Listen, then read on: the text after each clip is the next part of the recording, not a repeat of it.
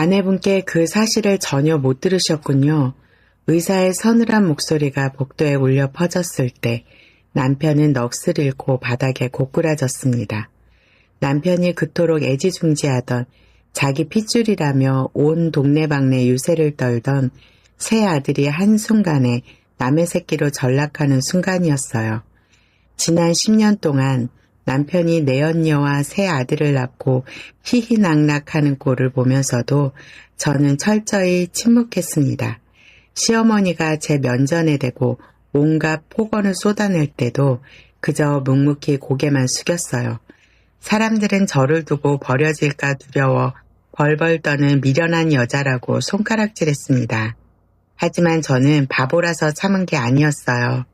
그들이 쌓아 올린 그 알량한 모래성이 가장 높은 곳에 도달했을 때 제 손으로 흔적조차 없이 무너뜨리기 위해 기다렸을 뿐입니다. 오늘 제가 들려드릴 사연은 제 피땀 어린 식당을 통째로 삼키려던 기막힌 사람들에게 제가 어떻게 10년 묵은 진실을 되돌려 주었는지에 대한 기록이에요. 한정식집 달빛에의 가장 깊숙한 VIP룸. 육즙이 가득 찬 최고급 한우가 불판 위에서 지글거리며 익어가고 있었습니다. 그 앞에는 시어머니와 내연녀 지연을 쏙 빼닮은 3명의 남자아이들이 상석에 나란히 앉아 있었어요. 유치원생과 초등학생인 아이들은 어른들이 구워주는 고기를 말없이 받아 먹었습니다. 아이들은 자신들이 어떤 거짓말 속에 놓여 있는지도 모른 채 그저 어른들이 마련한 자리에 앉아 있었어요. 천천히들 먹어라. 우리 정훈이 핏줄들 아니랄까봐 먹성 하나는 끝내주는구나. 시어머니는 아이들의 입가에 묻은 기름기를 직접 닦아주며 입이 귀에 걸려 있었습니다. 남편 정훈은 아예 집게를 들고 서서 쉴 새 없이 고기를 구워 아이들 앞접시에 덜어주었어요. 내 핏줄인데 당연하지. 이 녀석들 크는 것만 봐도 배가 부르다. 많이들 먹어라. 너희가 이 달빛의 기둥들이다. 저는 문 밖에서 그 기괴하고 오싹한 가족의 만찬을 조용히 지켜보았습니다. 남편은 번듯한 직장 하나 없이 제 식당에서 나오는 수익으로 떵떵거리며 사는 주제에 본처인 저를 종부리듯 부리고 있었어요. 내 연녀의 자식들을 데려와 본처가 운영하는 식당에서 제 집처럼 행세하는 꼴이었습니다. 문을 열고 들어가 다 먹은 빈 접시들을 치우기 시작하자 화기애애하던 방 안의 공기가 싸늘하게 얼어붙었어요. 시어머니가 눈을 흘기며 혀를 찼습니다. 쯧쯧. 씨 마른 밭이 밥이나 축내지. 여자가 애를 못 낳으면 알아서 짐을 싸서 나갈 것이지. 악착같이 들러붙어 있는 꼴이라니. 우리 귀한 장손들 밥 먹는데 채알라 얼른 치우고 나가거라. 대놓고 쏟아지는 모욕이었습니다. 남편 역시 저를 본 채 만체하며 아이들 입에 고기를 넣어주기에 바빴어요. 일반적인 아내였다면 당장 불판을 엎고 머리채를 잡았겠지만 저는 속에서 끓어오르는 분노를 꾹 눌러 삼켰습니다. 오히려 입가에 옅은 미소를 띠며 정중하게 대답했어요. 부족한 차는 더 내오겠습니다. 천천히들 드세요. 쟁반에 빈 그릇을 차곡차곡 담아 나오는 제 등 뒤로 시어머니의 비웃음 섞인 목소리가 다시 들려왔습니다. 저 독한 년이 돈 때문에 저렇게 알랑방귀를 낀다며 흉을 보는 소리였어요. 저는 묵묵히 문을 닫고 복도를 걸어 나왔습니다. 제 얼굴에 띄워둔 미소는 그들의 시야에서 벗어나자마자 차갑게 굳어버렸어요. 자정이 넘어 영업이 모두 끝난 시간. 직원들을 퇴근시키고 텅 빈 식당 사무실에 홀로 남았습니다. 뻐근한 목을 주무르며 책상 아래 비밀 금고를 열었어요. 각종 계약서와 등기부등본이 빼곡한 금고 가장 깊숙한 곳에서 저는 낡고 빛바랜 붉은 융단 파우치 하나를 꺼냈습니다. 파우치의 지퍼를 열자 딱딱하게 굳은 종이 서류 한 장이 모습을 드러냈어요. 바로 10년 전 서울의 한 대학병원 비뇨기과에서 발급받은 남편 정훈의 검사 결과지였습니다. 진단명 옆에는 분명하게 적혀 있었어요. 무정자증. 여러 차례 정밀 검사를 했지만 정자 생성이 전혀 확인되지 않았고 의료진은 자연 임신뿐 아니라 정자 채취도 어렵다는 최종 판정을 내렸습니다. 당시 병원에 함께 가기로 했던 남편은 사업차 급한 일이 생겼다며 오지 않았습니다. 남편은 결과를 대신 받아오라며 병원에 미리 동의해둔 상태였고 저 혼자 의사 앞에 앉아 그 청천벽력 같은 결과를 들었어요. 남편이 얼마나 상심할지 걱정하며 서류를 들고 집으로 돌아왔던 그날의 기억이 아직도 생생합니다. 남편을 위로하며 입양이나 다른 방법을 조심스럽게 꺼내려던 찰나였어요. 현관문이 열리고 들어온 남편의 곁에는 시어머니 그리고 배가 불룩하게 부른 젊은 여자 하나가 서 있었습니다. 바로 지연이었어요. 나 이 사람하고 살 거다. 내 핏줄 임신했어. 넌 짐 싸서 당장 나가라. 남편은 일말의 미안함도 없이 이혼을 요구했습니다. 시어머니는 한술 더 떠 지연의 배를 쓰다듬으며 대도 못 잇는 며느리는 필요 없으니 당장 내쫓으라고 소리를 질렀어요. 그 순간 제 손에 들려있던 붉은 파우치가 얼마나 뜨겁게 느껴졌는지 모릅니다. 남편의 확진 판정 서류를 집어 던지며 진실을 밝힐 수도 있었어요. 하지만 저는 꾹 담은 입술을 열지 않았습니다. 시어머니가 물려준 허름한 백반집을 지금의 기업형 한정식집 달빛채로 키워낸 것은 오롯이 제 피와 땀이었습니다. 새벽 시장을 돌며 식재료를 구하고 손에 물 마를 날 없이 주방과 홀을 오갔어요. 식당 건물을 매입하기 위해 진 거액의 빚을 갚느라 저는 하루에 3시간씩 자며 청춘을 다 바쳤습니다. 그런데 남편과 시어머니는 제가 일군 이 모든 것을 자신들의 것이라 여겼어요. 남편은 식당 초창기에 자기 이름으로 대출을 좀 받았다는 이유로 바지 사장 명함을 파고 다니며 식당 지분의 절반을 당당하게 요구하고 있었습니다. 제가 그때 이혼 서류에 도장을 찍었다면 남편은 초기에 자기 명의로 받은 대출과 사업 기여를 내세워 식당 소유권 분쟁을 벌였을 겁니다. 그 대출은 제가 식당 수익으로 이미 모두 갚았지만 상환 내역과 제 기여도를 확실히 정리하지 않은 채 이혼하면 영업과 재산이 크게 흔들릴 수 있었습니다. 남편은 10년 전 그날부터 지금까지 지연이 낳은 아이들이 자신의 친자라는 것을 단 한 번도 의심하지 않았습니다. 의심할 지능조차 없는 오만한 인간이었으니까요. 저는 붉은 파우치를 그대로 금고 깊은 곳에 숨겼습니다. 그리고 버림받지 않으려 발버둥 치는 비굴하고 미련한 며느리 연기를 시작했어요. 남편이 밖에서 지연과 살림을 차리고 가짜 아들 셋을 낳아 기르는 그 기나긴 10년 동안 저는 묵묵히 식당의 덩치를 키우고 제 자산을 지킬 법인 구조를 다졌습니다. 서류의 거친 표면을 쓰다듬던 저는 다시 서류를 파우치에 넣고 금고 문을 굳게 닫았습니다. 이제 길고 길었던 연극이 끝날 시간이 다가오고 있었어요.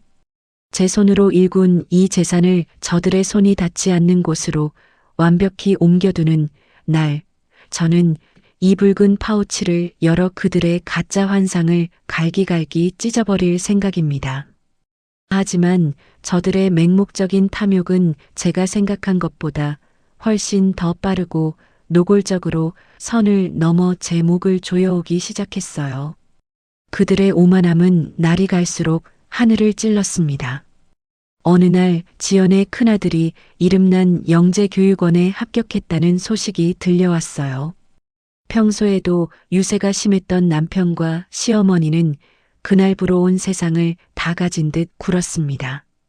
영업 준비로 한창 바쁜 아침, 시어머니는 다짜고짜 식당 본관 2층에 있는 제 대표실로 들이닥쳤습니다.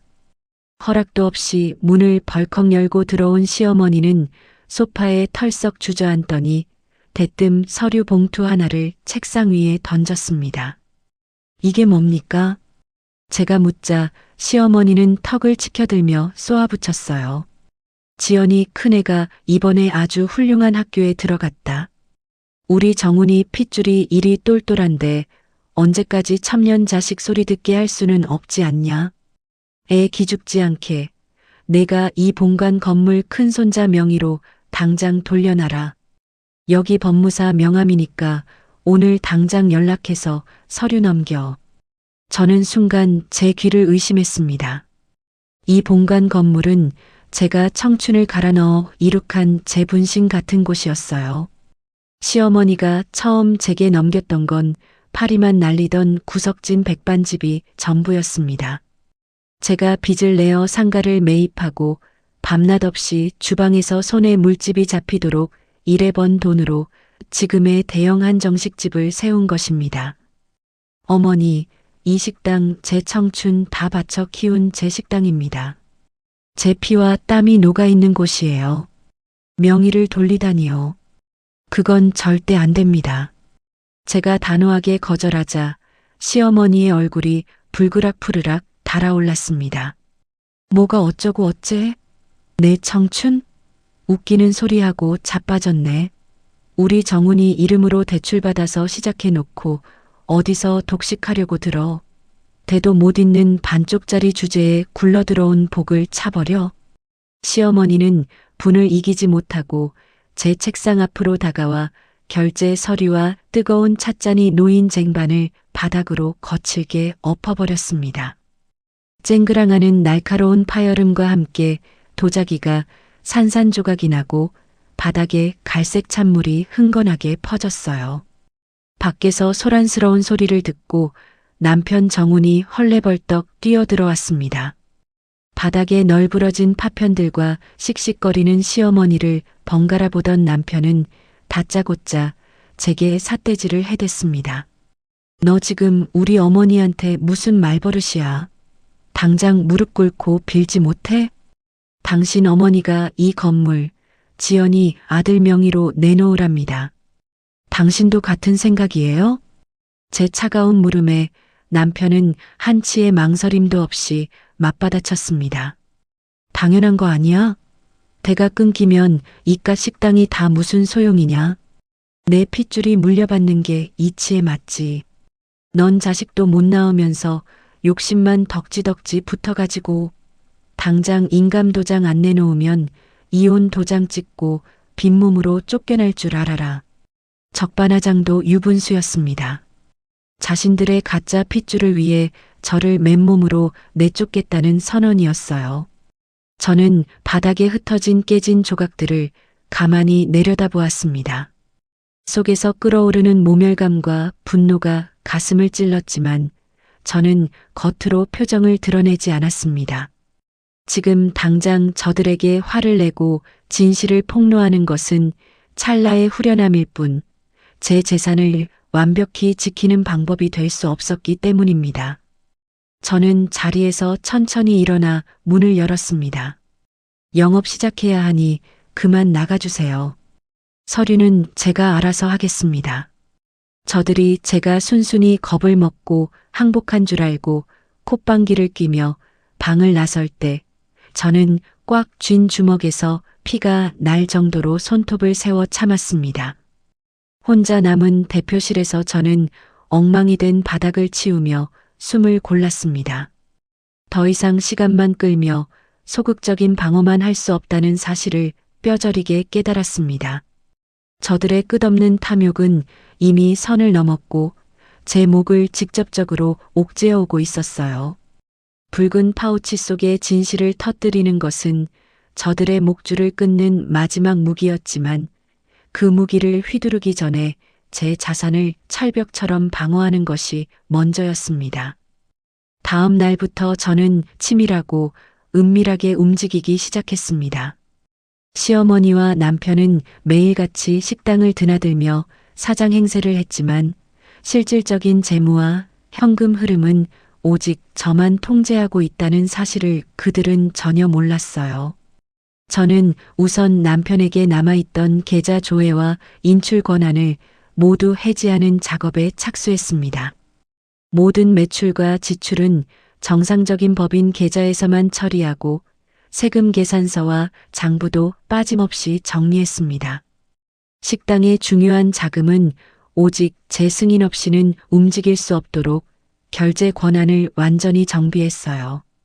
그 다음으로 제가 10년 넘게 믿고 거래해온 세무사와 오랜 지인인 변호사를 차례로 만났습니다. 상황을 설명하자 변호사는 혀를 내두르며 즉각적인 법적 조치를 제안했습니다. 대표님, 지금 상황에서 가장 위험한 건 남편분이 공동사업자 권리를 무리하게 주장하며 인감을 도용해 자산을 임의로 처분하거나 담보를 잡는 행위입니다.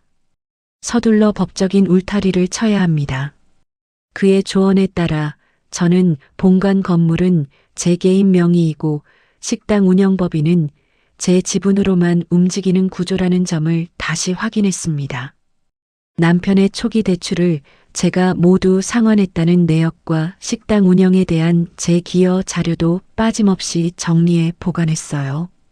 본관 건물에는 등기 변동 알림과 강화된 본인 확인 절차를 걸어 제 동의 없이 처분이나 담보 설정을 시도하면 즉시 알 수 있게 했습니다. 보안 카드와 법인 인감도 모두 제가 직접 관리하는 은행의 대여 금고로 옮겼어요. 만에 하나 남편이 제 도장을 훔쳐다 무슨 짓을 벌이더라도 절대 제 재산에 손을 댈 수 없도록 겹겹이 자물쇠를 채운 셈이었습니다. 모든 법적 방어막을 구축하고 세무서에서 나온 날, 저는 한결 가벼워진 걸음으로 거리를 걸었습니다. 저들은 여전히 제가 두려움에 떨며 건물을 넘겨줄 날만 기다리고 있겠지만 저는 이제 단순히 참고 인내하는 며느리가 아니었습니다. 제 소중한 달빛채를 지켜내고 그들의 헛된 환상을 산산조각 내기 위한 모든 무장을 마쳤으니까요. 본격적인 사냥을 위한 그물을 펼치고 저는 차분하게 그들이 제 발로 함정에 걸려들기를 기다리기 시작했습니다. 며칠 뒤 브레이크 타임에 식당 홀을 정리하고 있을 때였어요. 달빛의 문을 열고 들어온 사람은 다름 아닌 지연이었습니다.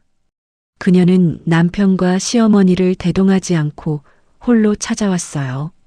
든든한 뒷배가 없어도 그녀는 조금도 위축되지 않았습니다. 오히려 저를 아랫사람 대하듯 턱을 치켜들고 위아래로 훑어보더니 당당하게 제 앞에 의자를 빼고 앉았습니다. 형님, 언제까지 이렇게 구차하게 버티실 거예요? 우리 큰애 이번에 이름난 영재교육원도 들어갔고 애들 아빠 호적에 우리 애들 제대로 올려야 하잖아요. 괜히 꼴사납게 미련 두지 마시고 그만 자리 빼주세요. 뻔뻔한 요구였지만 제 시선은 그녀의 가벼운 입술이 아니라 몸을 감싼 화려한 치장으로 향했습니다.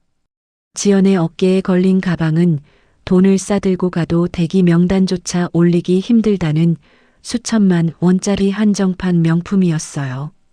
테이블 위에 올려둔 손목에는 다이아몬드가 촘촘하게 박힌 명품 시계가 눈부시게 반짝이고 있었습니다. 남편이 식당에서 제멋대로 빼가는 생활비만으로는 절대 감당할 수 없는 씀씀이었어요. 게다가 시어머니 역시 겉으로만 떵떵거릴 뿐 실상 그들의 손에 쥐어진 현금은 제가 통제하고 있는 선을 넘지 못했습니다. 그런데 저 사치스러운 물건들을 도대체 무슨 돈으로 샀단 말인가. 내 씀씀이가 정훈 씨 지갑에서 나올 수준은 아닌 것 같은데 무슨 수로 그리 호의호식하는지 참 궁금하네. 제가 차분하게 받아치자 지연의 눈동자가 아주 미세하게 흔들렸습니다. 하지만 그녀는 이내 콧방귀를 뀌며 목소리를 높였어요. 어머니가 우리 귀한 장손들 유학 자금 마련하라고 넉넉히 챙겨주신 돈이 많거든요. 남편 핏줄 하나 못 낳은 형님은 평생 만져보지도 못할 돈입니다. 그러니까 제발 주제 파악 좀 하시고 빈손으로 나가주세요. 그녀는 승리자라도 된 양 거만하게 웃으며 자리에서 일어났습니다. 저는 멀어지는 지연의 뒷모습을 보며 한 가지 확신을 가졌어요. 저 여자는 지금 남편과 시어머니를 철저하게 등쳐먹고 있었습니다. 시어머니가 몰래 모아둔 쌈짓돈을 손자들 핑계로 빼돌려 제 주머니를 채우는 중이었어요. 저는 그날 오후 변호사 지인을 통해 보아니 확실한 사설 탐정을 소개받았습니다. 그리고 지연의 평소 행적과 자금 흐름, 만나는 사람까지 낱낱이 추적해 달라고 의뢰를 넣었어요. 단순한 심증을 확실한 물증으로 바꿀 차례였습니다. 일주일 뒤 탐정으로부터 두툼한 서류 봉투 하나를 전달받았습니다. 영업이 끝난 늦은 밤 적막한 사무실 책상에 앉아 봉투를 열어본 저는 어이없는 헛웃음을 터뜨리고 말았어요. 그 안에는 지연이 쓰고 있던 두꺼운 가면에 진짜 얼굴이 고스란히 담겨 있었습니다. 보고서에는 지연이 시어머니에게 아이들 교육비 명목으로 돈을 받아낼 때마다 한 젊은 남자와 최고급 호텔과 수입차 매장을 드나든 기록이 담겨 있었습니다. 지연은 그 남자와 팔짱을 끼고 다녔고 그가 운영하는 사업장에도 여러 차례 찾아가고 있었어요. 탐정이 덧붙인 보고서의 내용은 더 기가 막혔습니다. 사진 속 젊은 남자는 지연이 첫째를 임신하기 전부터 관계를 이어온 내연남으로 확인됐어요. 다만 그가 새 아이의 친부인지는 친자 검사를 하기 전까지 단정할 수 없었습니다. 지연은 자신의 진짜 남자를 곁에 두고 그의 사업 자금을 대주기 위해 남편과 시어머니를 완벽한 돈줄로 이용하고 있었던 겁니다. 기가 막힌 노릇이었습니다. 남편은 남의 자식들을 제 핏줄이라며 금이고 옥이고 애지중지 키우고 있었어요. 시어머니는 그런 가짜 손자들을 위해 며느리의 재산까지 빼앗아 지연에게 바치고 있었습니다. 그들은 자신들이 저를 감쪽같이 속이고 기만하고 있다고 믿었겠지만 실상은 지연이라는 여자에게 철저하게 농락당하는 바보 천치들에 불과했어요. 남의 새끼를 물고 빠는 남편이나 가짜 장손에게 건물을 주지 못해 안달난 시어머니나 코미디가 따로 없었습니다. 저는 책상 위에 가지런히 펼쳐진 사진들을 가만히 내려다보았습니다. 젊은 내연남과의 미래 사진과 두 사람이 함께 다닌 동선 기록은 지연의 이중 생활을 입증할 충분한 물증이었습니다. 마음만 먹으면 이 자료를 지금 당장 시어머니와 남편의 얼굴에 집어 던질 수도 있었어요. 지연의 가증스러운 머리채를 잡고 길거리로 내동댕이 칠 수도 있었습니다. 하지만 저는 끓어오르는 분노를 가라앉히며 서늘한 미소를 지었습니다. 이 엄청난 사실을 단순히 불륜을 폭로하는 용도로 낭비하기엔 너무 아까웠어요. 저들이 저를 쫓아내고 마침내 완벽한 가짜 가족을 완성했다고 믿는 가장 결정적인 순간, 그 오만한 얼굴들이 한순간에 일그러지는 꼴을 보려면 이 패를 가장 마지막까지 아껴두어야 했습니다. 그들이 헛된 희망의 꼭대기에서 가장 비참한 밑바닥으로 추락할 수 있도록 완벽한 무대를 만들어야 했어요. 저는 사진과 보고서를 차곡차곡 정리해 금고 안의 붉은 융단 파우치 옆에 나란히 보관했습니다. 제가 쥐고 흔들 수 있는 파괴적인 무기가 또 하나 늘어난 셈이었어요. 저들의 맹목적인 탐욕이 마침내 스스로의 숨통을 끊어놓을 때까지 저는 이 모든 진실을 쥐고 조용히 그물을 조여갈 생각입니다. 제가 던져둔 덫에 저들이 제 발로 걸어 들어오는 것은 이제 시간 문제였어요. 제가 끝내 건물 명의를 넘기지 않자 시어머니와 남편의 조바심은 극에 달했습니다.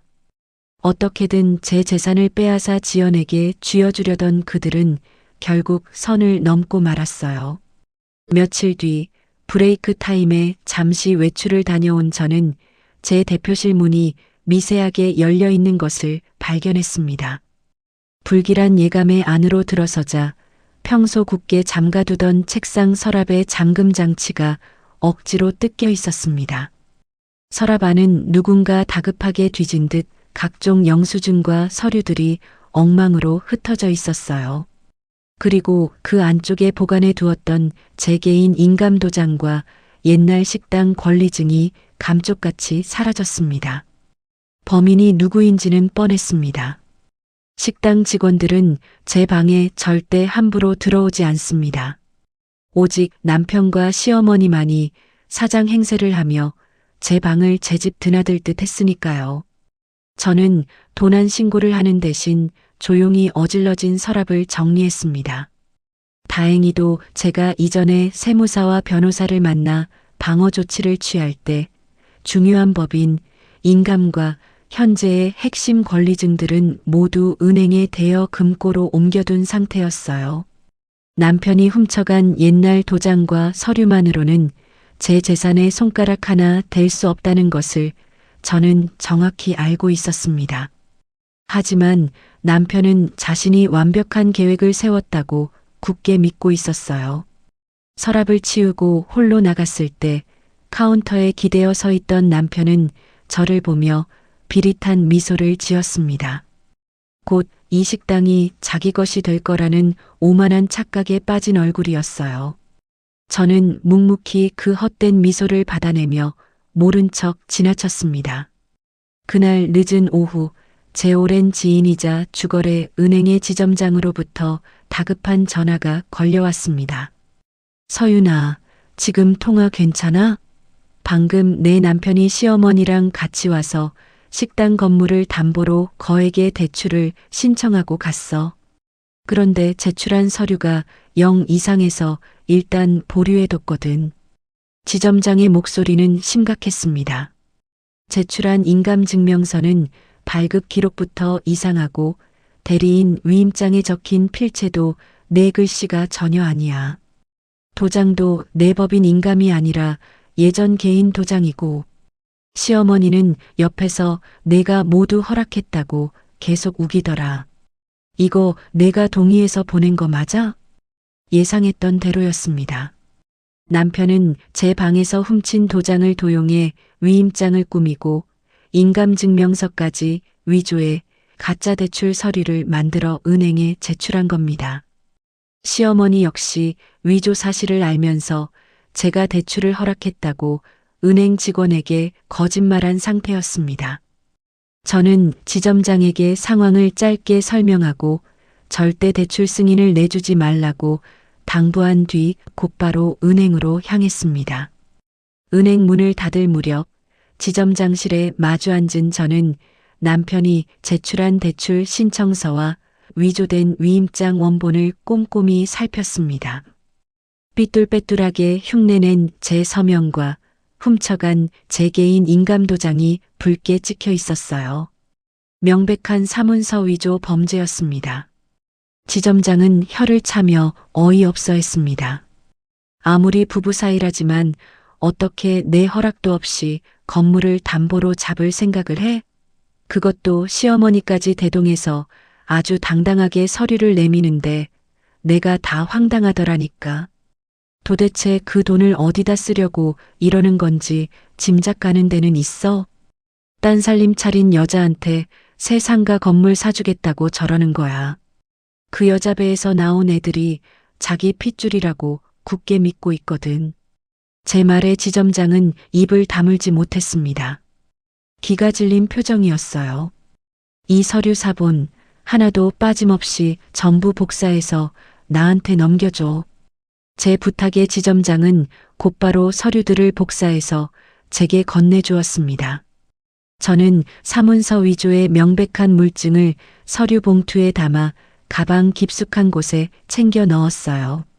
남편 스스로 제 목을 조를 완벽한 밧줄을 제게 쥐어준 셈이었습니다. 이 대출은 무슨 일이 있어도 거절 통보를 해줘. 대신 명의자 본인 확인 절차에서 문제가 생겨 승인이 안 났다고 핑계를 대는 게 좋겠어. 내가 막았다는 사실을 알면 저 인간들이 또 다른 수작을 부릴 테니까 은행 시스템과 법적 절차 문제로 돌려줘. 알았어. 본인이 직접 신분증 들고 내방하지 않으면 절대 안 된다고 단단히 못을 박아둘게. 너 진짜 마음 단단히 먹어야겠다. 지점장의 걱정 어린 배웅을 받으며 저는 완벽한 범죄 증거를 손에 쥐고 서늘한 미소를 지은 채 은행을 나섰습니다. 다음 날 은행으로부터 대출 불가 통보를 받은 남편과 시어머니의 얼굴은 흙빛으로 변했습니다. 은행 측에서 명의자 본인의 직접 방문과 철저한 확인 절차를 요구하자 혹여나 제게 도둑질과 사문서 위조 사실이 들통날까 두려웠던 두 사람은 꿀 먹은 벙어리처럼 항의조차 하지 못했어요. 식당 구석 테이블에 앉아 불안하게 다리를 떠는 남편의 모습은 한심하기 짝이 없었습니다. 하지만 남편에게 닥친 진짜 위기는 따로 있었습니다. 남편 명의로 된 대출금이 떨어지기만을 기다리던 지연이 본격적으로 남편의 목을 조르기 시작한 겁니다. 어느 날 오후 식당 뒷마당에서 식자재를 정리하던 저는 구석에서 다급하게 통화하는 남편의 목소리를 엿듣게 되었습니다. 지연아, 조금만 기다려봐. 대출이 잠깐 막힌 것뿐이야. 금방 다른 수단 알아볼 테니까 화 풀어. 우리 귀한 아들들 새빵살이 안 시켜. 내가 아빠인데 그깟 건물 하나 못 사줄까봐 그래. 수화기 너머로 지연의 앙칼진 목소리가 희미하게 새어나왔습니다. 당장 돈을 가져오지 않으면 아이들을 데리고 떠나겠다는 협박이었어요. 내연남에게 쥐어줄 사업 자금이 급했던 지연은 더 이상 기다려줄 여유가 없었습니다. 남편은 땀을 뻘뻘 흘리며 곧 큰 돈이 나올 거라며 지연을 달래기에 급급했어요. 전화를 끊은 남편은 머리를 쥐어뜯으며 담배를 연거푸 피워댔습니다. 며칠을 전전긍긍하며 술에 절어 살던 남편은 다급해진 나머지 이성을 잃고 말았습니다. 끝내 제 건물을 담보로 잡는 것이 불가능해지자 자신이 유일하게 명의를 가지고 있던 시골의 선산과 지금 살고 있는 본가 아파트를 통째로 담보로 밀어넣기로 작정한 겁니다. 시어머니가 평생을 애지중지하며 무슨 일이 있어도 장손에게 물려주어야 한다고 신주단지 모시듯 하던 집안의 마지막 재산이었습니다. 가짜 핏줄에 눈이 멀어 자신들의 마지막 피난처마저 내연녀의 손에 쥐어주려 안달을 내고 있었어요. 저는 그 멍청하고 비참한 질주를 멈춰 세우지 않고 철저히 묵인했습니다. 그들이 모든 것을 내던지고 벼랑 끝에 서는 그 순간이 바로 제가 금고 속에 붉은 파우치를 열어야 할 가장 완벽한 타이밍이었으니까요. 며칠 뒤 기어코 남편과 시어머니의 어리석은 맹신이 비극적인 결실을 맺었습니다. 남편 명의의 선상과 지금 살고 있는 아파트까지 모조리 담보로 잡혀받은 대출금이 마침내 지연의 통장으로 입금된 날이었어요. 시어머니는 드디어 우리 귀한 장손들의 길을 살려주게 되었다며 세상을 다 가진 듯 기뻐했습니다. 심지어 제 식당인 달빛채의 가장 큰 룸을 차지하고 지연과 아이들을 불러들여 보란 듯이 축하 잔치를 벌이려 했어요. 저 들으라는 듯이 큰 목소리로 아들 칭찬을 늘어놓으며 이제 번듯한 상가 건물 하나 사서 남부럽지 않게 살게 해주겠다고 호언장담을 하고 있었습니다. 저는 카운터에서 그 기가 막힌 상황을 묵묵히 지켜보며 서류를 정리하고 있었어요. 그런데 상을 막 차리려던 찰나 시어머니의 휴대전화가 요란하게 울렸습니다. 전화를 받은 시어머니의 안색이 순식간에 백지장처럼 하얗게 질렸어요. 뭐라고? 우리 장손이 쓰러져? 코피가 멈추지 않는다고? 지연의 큰아들이 학교 체육 시간에 갑자기 실신하여 응급실로 실려갔다는 다급한 연락이었습니다. 방 안은 순식간에 아수라장이 되었습니다. 지연은 비명을 지르며 주저앉았고 남편은 혼비백산하여 자동차 키를 움켜쥐고 뛰어나갔어요. 저 역시 겉옷을 챙겨 입고 그들의 뒤를 조용히 따라 나섰습니다. 이 모든 코미디의 끝을 제 눈으로 직접 확인해야 했으니까요. 저희가 병원 응급센터 대기실에 도착했을 때 분위기는 무겁고 다급했습니다. 담당 의사가 굳은 표정으로 대기실로 나와 가족들을 찾았어요. 지연의 큰아들이 희귀 혈액 질환으로 인한 급성 빈혈을 일으켰다고 했습니다. 환자 상태가 위급합니다.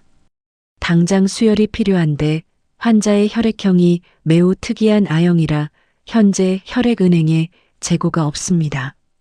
혈액원에 맞는 혈액을 긴급 요청했고 보호자 중 같은 혈액형이 있다면 지정언혈 절차도 함께 진행하겠습니다. 의사의 말에 시어머니는 바닥에 주저앉아 통곡을 하기 시작했습니다. 그러더니 불현듯 도끼가 오른 눈으로 저를 향해 돌진하더니 제 어깨를 거칠게 밀치며 악다구니를 썼어요. 이게 다 너 때문이야. 재수없는 년이 집안에 버티고 앉아 도끼를 뿜어대니 우리 귀한 장손이 아픈 거 아니냐? 당장 원무가 가서 병원비부터 결제해. 어이가 없었습니다. 자기들 가짜 핏줄을 살리겠다고 집안의 마지막 전 재산을 내연녀에게 가져다 바친 주제에 병원비만큼은 제 카드로 막아보려는 얄팍한 수작이었어요. 저는 밀쳐진 옷깃을 반듯하게 정리하며 차가운 목소리로 대답했습니다.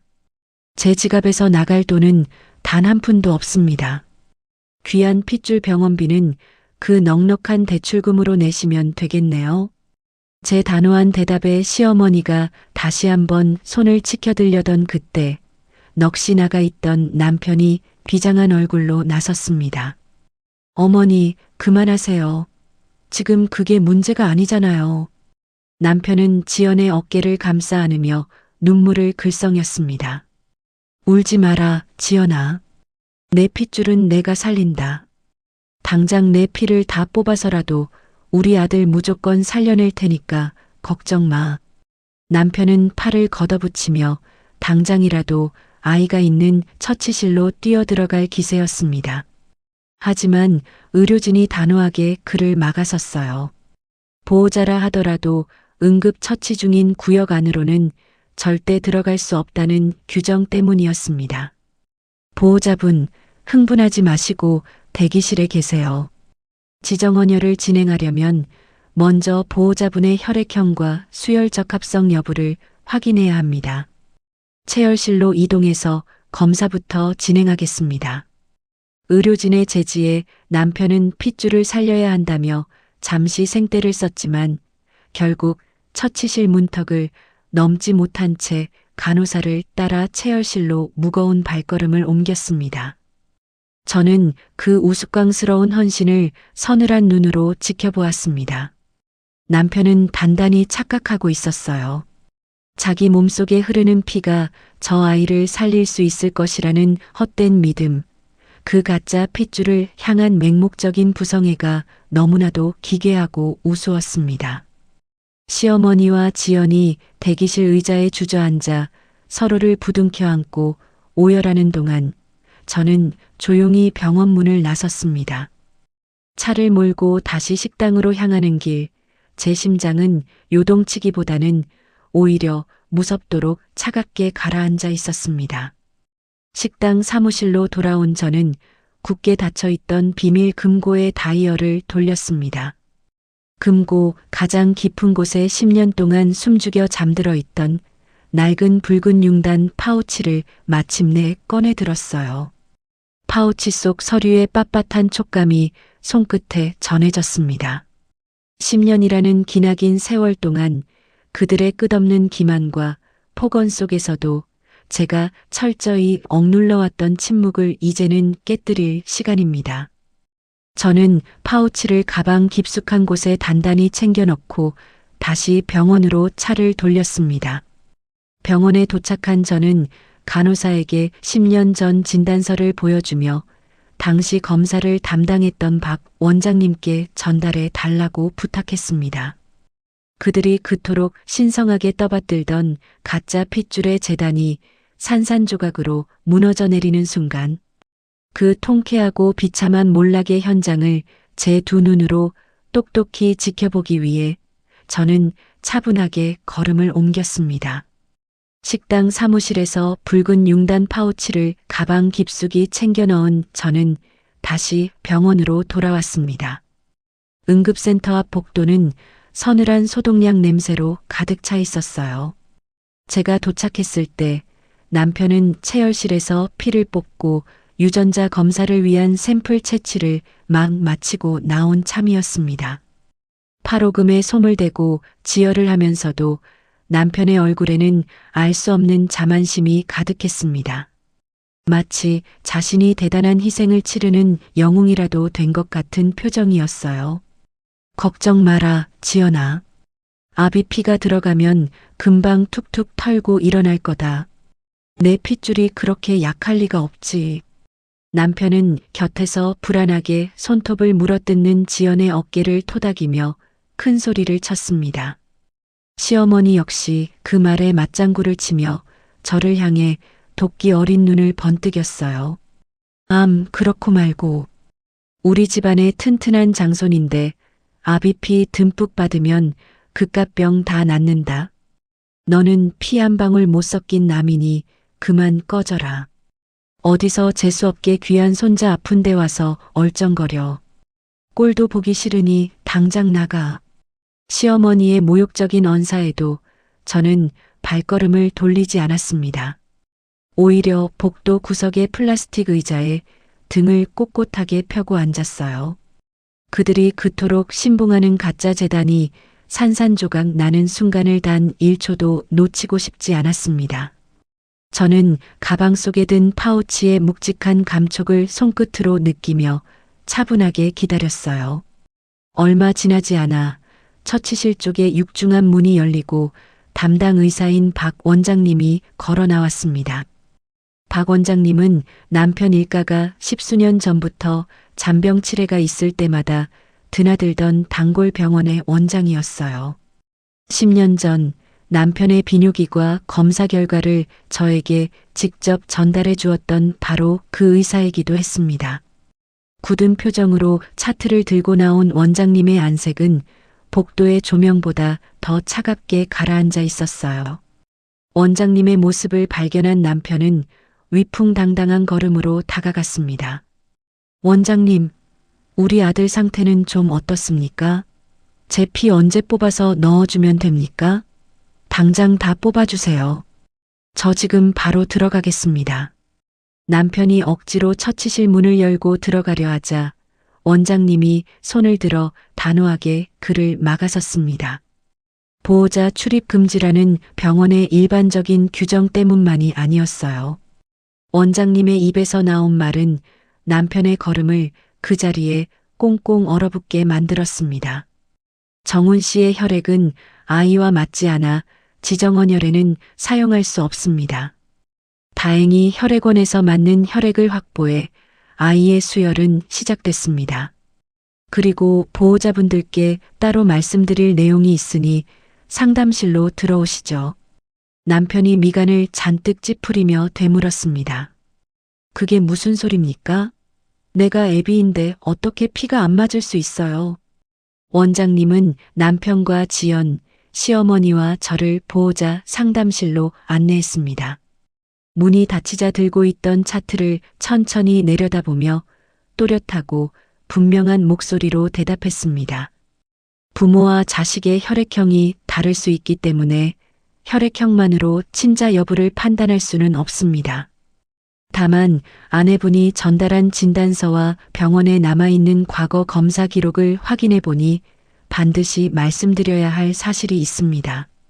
그 순간 상담실에는 숨소리조차 들리지 않을 만큼 끔찍한 정적이 내려앉았습니다. 지연의 얼굴이 순식간에 잿빛으로 변하며 뒷걸음질을 쳤어요. 남편은 멍한 얼굴로 원장님과 지연을 번갈아 보더니 이내 실성한 사람처럼 헛웃음을 터뜨렸습니다. 원장님, 지금 농담하십니까? 내가 멀쩡히 아들 셋을 뒀는데 이제 와서 무슨 사실이 있다는 겁니까? 남편은 이성을 잃고 원장님의 하얀 의사가운 멱살을 거칠게 틀어쥐었습니다. 당장이라도 주먹을 휘두를 듯 씩씩거렸어요. 하지만 원장님은 눈 하나 깜짝하지 않고 남편의 손을 차갑게 쳐냈습니다. 그리고 남편의 귓가에, 아니 상담실에 있는 우리 모두의 귓가에 가장 치명적인 쐐기를 박았습니다. 아내분께 그 사실을 전혀 못 들으셨군요. 원장님의 차분한 목소리에 남편의 움직임이 뚝 멎었습니다. 10년 전 검사 결과 말입니다. 당시 여러 차례 정밀 검사를 했지만 정자 생성이 전혀 확인되지 않았고 정자 채취도 어렵다는 최종 판정을 받으셨습니다.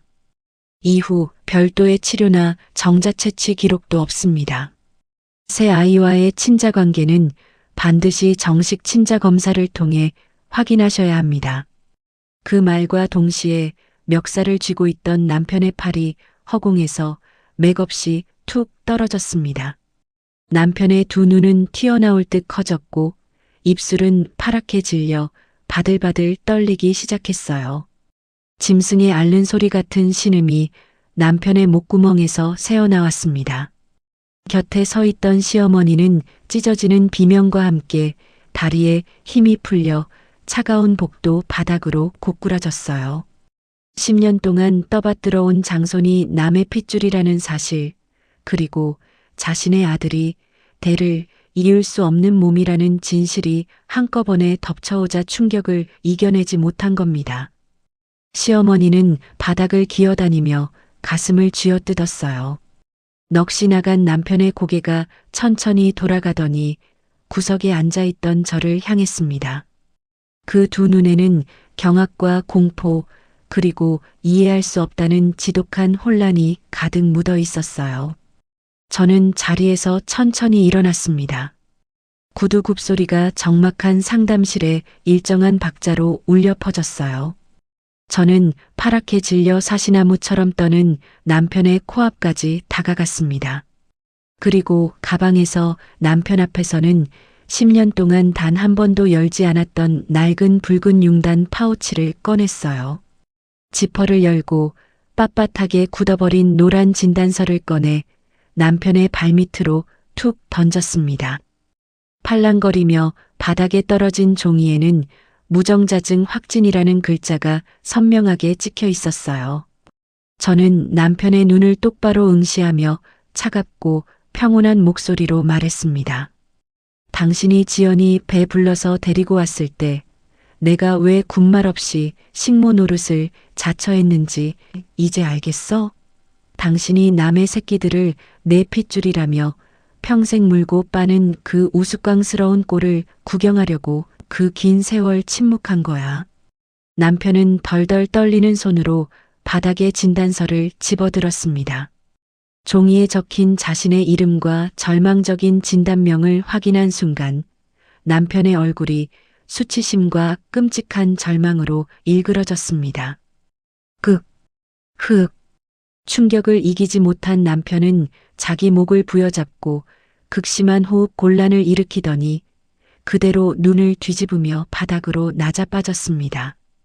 비명을 지르는 시어머니와 거품을 무는 남편, 그리고 사색이 되어 뒷걸음질 치는 지연. 그 끔찍한 아수라장 한가운데 서서 저는 비로소 10년 묵은 체증이 완벽하게 씻겨 내려가는 서늘한 통쾌함을 느꼈습니다. 병원 응급실 상담실에서의 그 끔찍하고 기괴한 소동이 있고 며칠이 지났습니다. 큰아이는 맞는 혈액을 수혈받고 다행히 위기를 넘겼고 새아이는 당분간 지연의 친정 식구가 보호하게 됐습니다. 정훈이 새아이를 상대로 정식 친자 검사를 진행한 결과 세 아이 모두 정훈과 친자 관계가 성립하지 않았어요. 자신들이 평생을 바쳐 떠받들던 가짜 핏줄의 진실을 마주한 정훈과 시어머니는 그야말로 반쯤 미쳐 날뛰었어요.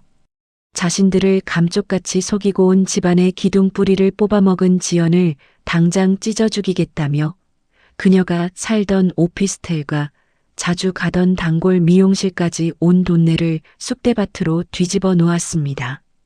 하지만 그렇게 간사하고 셈이 빠른 지연이 두 사람의 끔찍한 분노를 얌전하게 기다려줄 리 없었어요.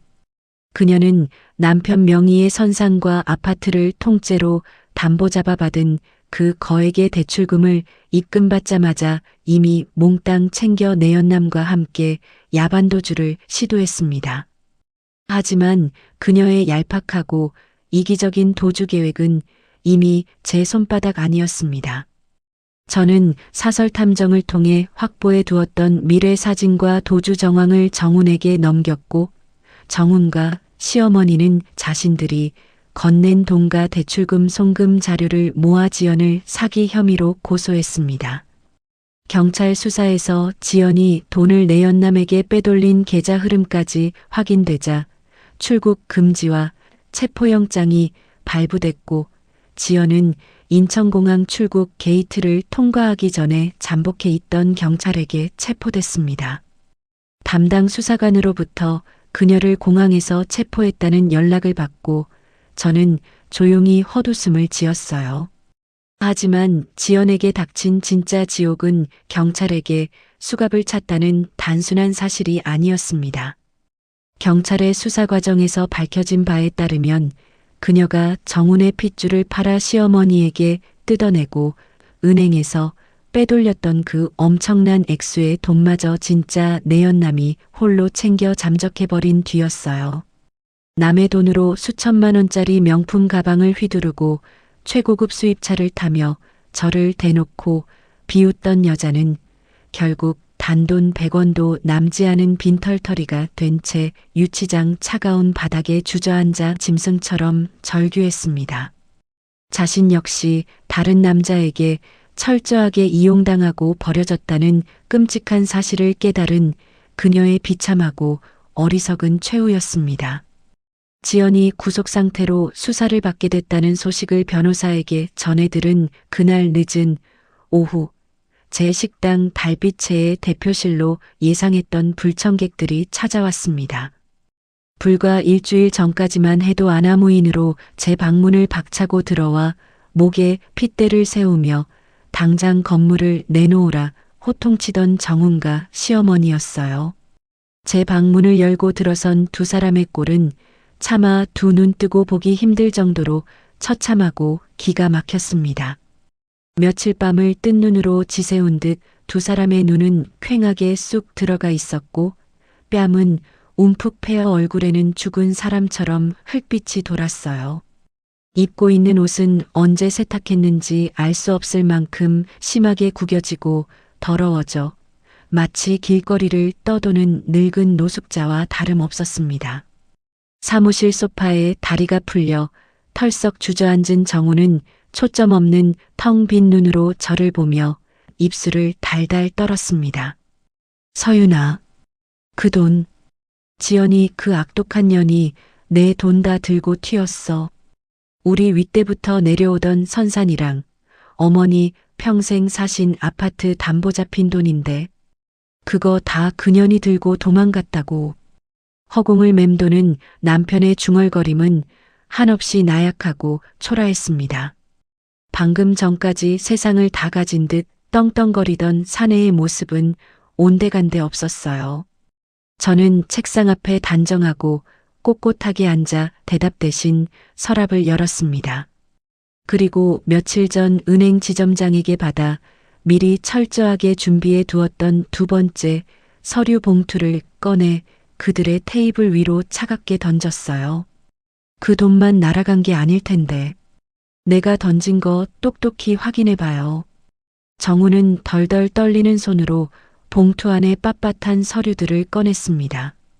첫 번째 장은 그들이 제 방 서랍 잠금 장치를 부수고 몰래 개인 도장을 훔쳐 위조했던 은행 대출 신청서와 위임장 사본이었어요. 그리고 두 번째 장은 그들의 선상과 본가 아파트가 통째로 빚에 저당 잡혀 곧 은행 경매로 넘어가게 된 부동산 등기부등본이었습니다. 빼곡하게 적힌 근저당 설정 내역을 확인한 시어머니는 사색이 되어 숨을 거칠게 헐떡였어요. 제가 서늘하고 평온한 목소리로 마지막 쐐기를 박았습니다. 그것 말고 뒤에 2장 더 있어.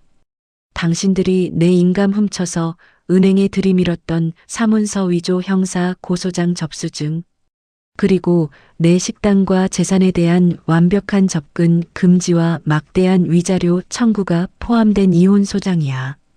그 순간 빳빳하게 굳어있던 시어머니가 벼랑간 소파에서 굴러떨어지듯 바닥에 무릎을 꿇었습니다. 그리고 엉금엉금 바닥을 기어와 제 바지가랑이를 억센 손으로 부여잡고 오열하기 시작했어요. 서윤아, 애미가 미안하다. 내가 완전히 노망이 났지. 우리가 단체로 귀신에 단단히 씌었어. 그 요망한 첨년한테 홀려서 눈이 멀었던 거다. 내 아들이 저리 불쌍하게 진짜 핏줄 하나 없이 늙어 죽게 생겼는데 넌 그래도 우리 집안 며느리 아니더냐. 이 식당 전부 내 것이니 명예 뺏을 생각 안 하마. 우리가 여기서 주방 설거지라도 하며 돕고 살게 해다오. 제발 이 늙은이 길바닥에 나앉게 하지 마라. 불과 며칠 전만 해도 씨 마른 밭이라며 빈손으로 쫓겨날 줄 알라 소리치고 제 책상의 밥상을 거칠게 엎어버리던 그 악독한 시어머니가 이제는 제 발밑에서 콧물을 뚝뚝 흘리며 살려달라고 애원하고 있었습니다. 정훈 역시 자존심조차 버린 채 아무런 변명도 하지 못하고 넋이 나가 눈물만 뚝뚝 흘리며 제 처분만을 기다리고 있었어요. 저는 제 바지가랑이를 더럽게 쥐고 있는 시어머니의 주름진 손을 단호하고 차갑게 쳐냈습니다. 어머니가 저한테 처음 물려주셨던 그팔이 날리던 구석진 백반집은 진작에 빚더미에 앉아 망해 없어졌습니다. 지금 당신들이 함부로 밟고 서 있는 이곳은 제 피와 땀으로 10년을 하루 3시간씩 자며 제 손으로 직접 세운 제 건물이에요. 돕고 살자고 하셨어요? 제 식당에는 남의 도장을 훔치는 파렴치한 범죄자나 사기꾼을 쓸 자리가 단 하나도 없습니다. 당장 내 식당에서 나가세요. 저는 책상 위에 인터폰을 들어 1층 로비의 보안 요원들을 즉각 호출했습니다. 여기 본관 2층 대표실입니다. 무단 침입자들이 있으니 당장 와서 밖으로 내보내세요. 곧이어 유니폼을 단정하게 입은 체격 좋은 보안 요원 2명이 사무실 문을 열고 들어왔습니다. 그들은 제 지시에 따라 바닥에 주저앉아 오열하는 시어머니와 혼이 나간 정훈의 양팔을 양쪽에서 단단히 붙잡고 일으켜 세웠습니다. 과도하게 폭력을 쓰거나 짐짝처럼 거칠게 끌고 갈 필요조차 없었어요. 2 사람은 이미 스스로 걸을 힘조차 완전히 잃은 채 보안 요원들의 손에 이끌려 비참하고 초라하게 밖으로 쫓겨났습니다. 달빛의 화려한 본관 정문을 빠져나가 차가운 길거리로 내몰리는 그들의 굽은 뒷모습을 통유리창 너머로 가만히 내려다보았습니다. 10년이라는 긴 세월 동안 제 목을 옥죄며 저를 올가매던 끔찍한 악몽이 비로소 완전히 끝나는 순간이었어요. 스스로 판 함정에 빠져 모든 것을 잃어버린 그들을 보며 저는 찻잔을 들어 여유롭게 한 모금 넘겼습니다. 제 재산과 권리를 완벽하게 지켜낸 더없이 통쾌하고 깔끔한 단죄의 완성이었습니다. 그 일이 있고 2년이라는 시간이 흘렀습니다. 정훈과 시어머니는 제 식당에서 비참하게 쫓겨난 직후 사문서 위조 및 행사 혐의로 곧바로 재판에 넘겨졌어요. 판사 앞에서 부부 사이에 식당 건물 좀 담보로 쓰려던 게 무슨 큰 죄냐며 끝까지 억울함을 호소하던 남편의 뻔뻔한 얼굴이 아직도 뇌리에 생생합니다. 그들은 자신들이 저지른 짓이 명백한 범죄라는 사실조차 인지하지 못할 만큼 철저하게 타락해 있었어요. 하지만 법은 그들의 어리석은 변명을 들어주지 않았습니다. 재판부는 그들의 죄질이 몹시 불량하다며 징역형의 집행유예와 거액의 벌금을 선고했습니다. 같은 기간 이혼 절차도 마무리됐습니다. 법원은 초기 대출을 제가 모두 상환했고 식당 성장의 대부분이 제 노동과 자금으로 이루어졌다는 자료를 인정해 달빛채에 대한 남편의 지분 주장을 받아들이지 않았어요. 하지만 그들에게 내려진 진짜 형벌은 법원의 판결문이 아니었어요. 지연이 들고 도망친 대출금의 이자는 매달 눈덩이처럼 불어났고 빚을 갚지 못한 두 사람의 선상과 본가 아파트는 결국 은행 경매로 헐값에 넘어갔습니다. 평생 장손에게 물려주겠다며 신주단지 모시듯 하던 그 알량한 집안 재산이 모조리 공중으로 흩어지고 두 사람은 평생을 일궈온 보금자리에서 하루아침에 맨몸으로 쫓겨났습니다. 지금 그들이 살고 있는 곳은 변두리 재개발 구역에 보증금도 없는 허름한 월세 단칸방입니다. 식자재 납품을 하던 직원 하나가 우연히 그 근처를 지나다 들려준 이야기는 비참하기 짝이 없었어요. 곰팡내가 진동하는 비좁은 방 안에서 두 사람은 매일같이 서로의 탓을 하며 고성을 지른다고 합니다. 시어머니는 치매 초기 증상까지 겹쳐 매일 밤 허공에 대고 우리 장손 고기 먹여야 한다며 소리를 지르고 막노동판을 전전하다. 허리를 다친 정우는 그런 어머니를 향해 그놈의 핏줄 타령 때문에 내 인생이 박살났다며 폐륜적인 욕설을 퍼붓는다고 합니다. 가끔 동네 사람들이 동정심에 남은 반찬이라도 가져다 주려 하면 시어머니는 내가 대형 한정식집 달빛의 사장 출신이라며 이런 쓰레기 같은 음식을 주냐고 밥상을 엎으며 행패를 부린다고 합니다. 결국 참다 못한 이웃들마저 등을 돌렸고 이제는 정말 아무도 그들을 거들떠보지 않는다고 해요. 자신들이 그토록 무시하고 짓밟으려 했던 며느리의 자리를 이제 와서야 허구한 날 부르짖는 꼴이 참으로 우스울 따름입니다. 맹목적인 탐욕과 가짜 핏줄에 눈이 멀었던 그들이 스스로 선택한 완벽한 생지옥이었습니다. 반면 저의 시간은 지난 10년 그 어느 때보다 찬란하고 평온하게 흐르고 있습니다. 얼마 전 저는 도심 한복판에 달빛의 2호점을 으리으리하게 오픈했어요. 오늘 아침은 새롭게 단장한 2호점의 넓고 쾌적한 최상층 대표실로 출근했습니다. 통유리창 너머로 눈부신 햇살이 쏟아져 들어오고 벽면에는 그동안 제가 받아온 각종 요리 경연 대회 상장과 표창장들이 자랑스럽게 걸려 있습니다. 남편의 바지사장 명패나 시어머니의 취향이 담긴 낡은 가구 따위는 단 하나도 없는 오롯이 저만의 취향으로 채워진 온전한 제 공간입니다. 저를 식모 취급하던 사람들은 이제 제 곁에 없습니다. 저를 진심으로 존경하고 따르는 수십 명의 직원들이 매일 아침 저에게 밝게 인사를 건넵니다. 따뜻한 아침 햇살이 비치는 책상에 앉아 갓 내린 커피를 한 모금 마셨어요. 그리고 서랍을 열어 10년 동안 무거운 진실을 품고 있었던 그 낡은 붉은 융단 파우치를 꺼냈습니다. 과거 제 마음의 감옥 같았던 그 파우치는 이제 제 완벽한 해방의 상징이 되었습니다. 지퍼를 열자 빳빳한 새 서류가 기분 좋은 소리를 냅니다. 이혼 사실이 반영된 가족관계 증명서와 제 권리를 인정한 확정 판결문. 그리고 그 옆에는 지난 2년 동안 안정적으로 불어난 든든한 법인 통장과 제 개인 자산의 내역서들이 두툼하게 자리 잡고 있어요. 파우치의 지퍼를 천천히 닫으며 저는 10년 전 그날을 떠올렸습니다. 지연이 불룩한 배를 내밀고 현관문을 열고 들어왔을 때 제가 미련하게 참아야만 했던 그 끔찍한 수모와 모멸의 시간들을 말입니다.